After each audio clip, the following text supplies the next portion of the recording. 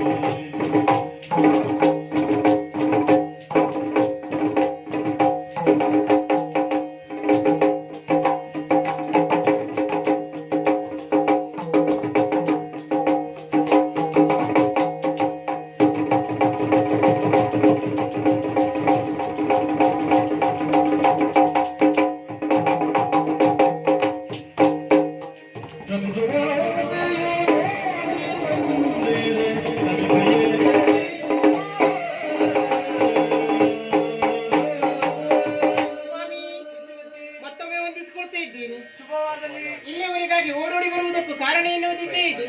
ನೋಡಿದ್ರೆ ನಮ್ಮದೇ ಆದ ಉಪವನ, ಮಾಮರವೆಲ್ಲವೂ ಚಿಗುರಿ ನಿಂತಿದೆ. ಇದುವೇ ವಸಂತ ಕಾಲ ಎನ್ನುವುದಾಗಿ ಎಂತವರಿಗೂ ಸ್ಪಷ್ಟವಾಗಿ ಗೊತ್ತಾಗ್ತದೆ.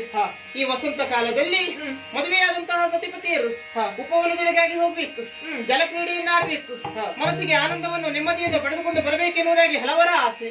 ಅವರೆಲ್ಲರ ಆಸೆಯ ಹಾಗೆ ರಾಜಕುಮಾರಿಯಾದಂತಹ ನನ್ನ ಮನಸ್ಸಿನಲ್ಲಿಯೂ ಆಸೆ